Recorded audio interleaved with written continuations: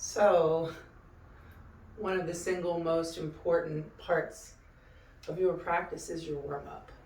And really speaking to each part of your body you're going to use for whatever practice you're doing. But most likely you're going to be using your full body. So, just highly encourage you to figure out how you like to warm up each part, to make time and to take time to make that a priority. Injury takes time away and puts a plateau and stop in your progression.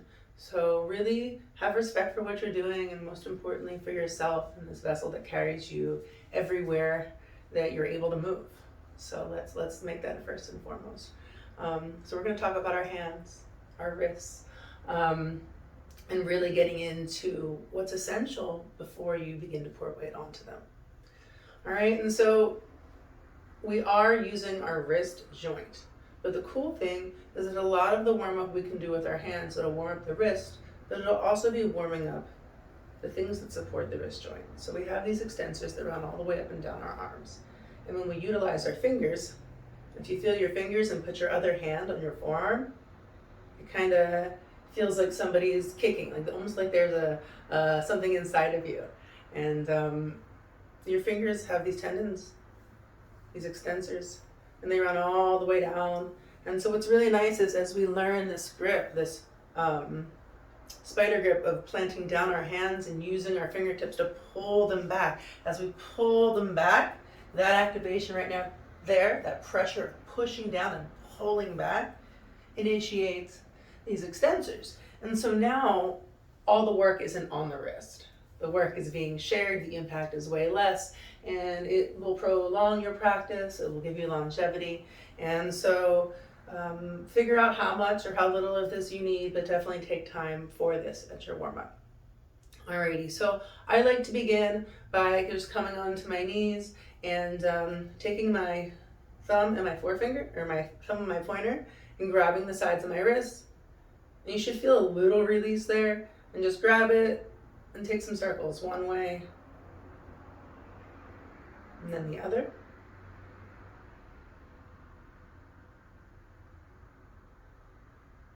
And then some flaps. Good. The fingers moving. Maybe a couple of flashlights. Awesome. Shake it out. We'll take the other side. Again, thumb, pointer finger, however you want to grip. And we're gripping the sides. You'll feel this little almost like a jellyfish surge of your fingers when you grab there. So we're making a little bit of space there, a little more space for rotation if there is any grinding. If it doesn't feel good, don't do it. Maybe modify, see what does feel good. Let's talk about it. So we'll go both ways, and some flaps.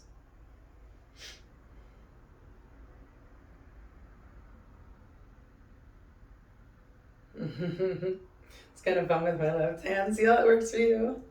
Finger waves, flashlights. Cool.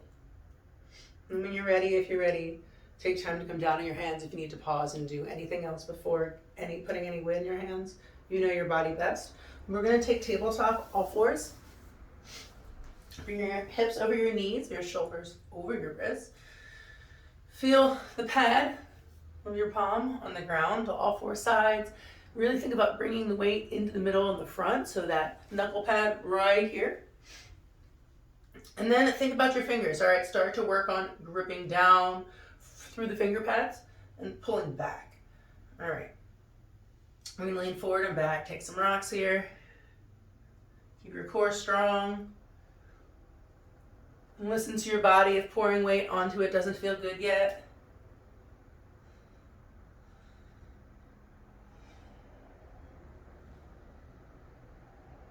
Take as many or as little as you'd like, or you have time for.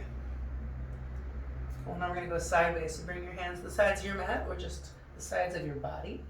We're going to lean one way, and then the other.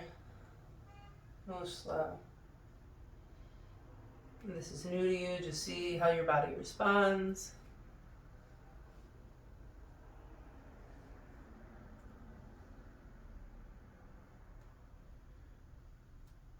From here, I like to take my palms, flip them up towards my face, and the fingertips are gonna face each other. So I suggest coming back, bringing the weight into your heels a little bit so you don't have a lot of pressure on your hands as you get into this. It might be a little intense. At least it is for me. All right, come on to the backs of your hands, bring a little bit of weight. It's difficult for me to straighten my arms as well, and it may be for you too. If not, awesome, but it's something to work towards. So one fun thing to do is bend your elbows and then practice trying to straighten. You can also take a few cat-cows from here.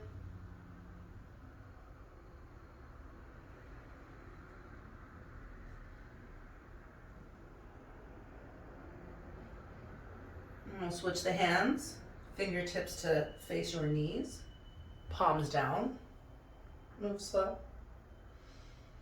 Take a few breaths here, reposition as you need. Move into a few cat-cows. Again, if the weight does not feel good on top of your hands in this position, don't go there. It may actually feel better a little more forward here as we move back and stack and even more towards our heels. This is really where the wrists start to overextend a little bit. And if you do that, it might feel good to even lift the heels of your hand like this. Press into your fingers. Good. Back to center. We're gonna do some palm lifts. This first time we're only gonna come up to the knuckles. All right, so keep your shoulders over your wrists. And we're gonna lift it here. Oh, do you hear that? You got a bunch of cracks, awesome. 2 for 6, 3, or however many feels good, 4, 5, 6.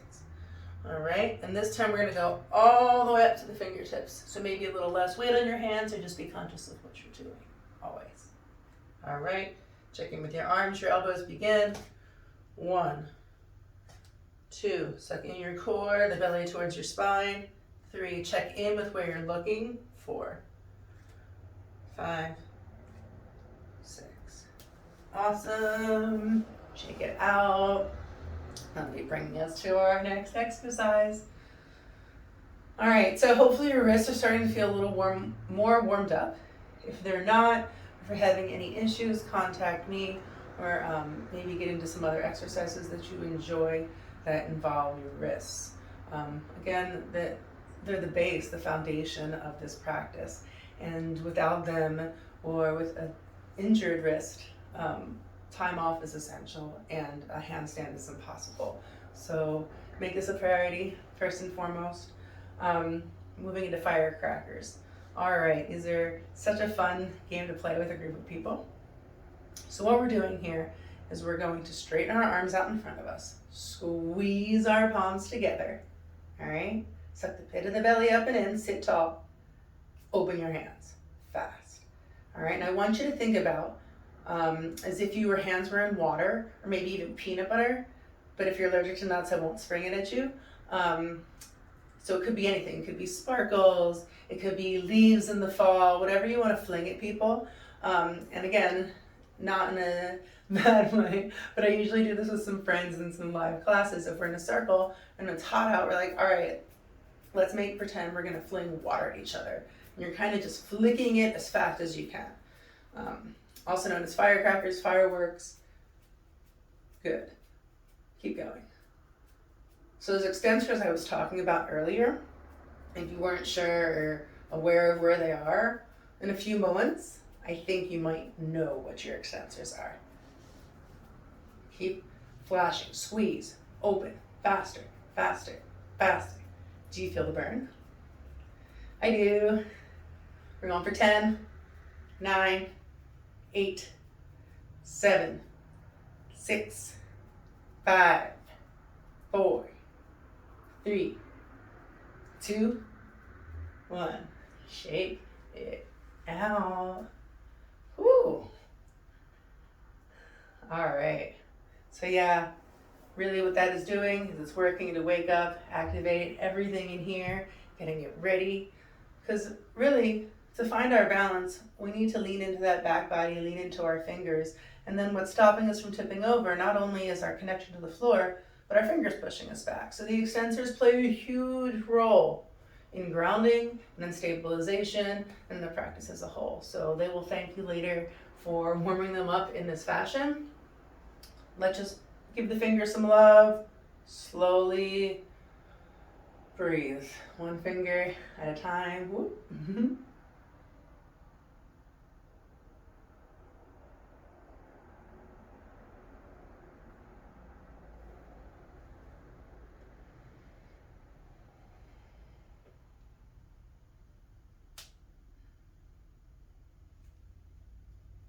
Anything else you need, please take it, and we'll be moving through some more warm-ups in some videos to come.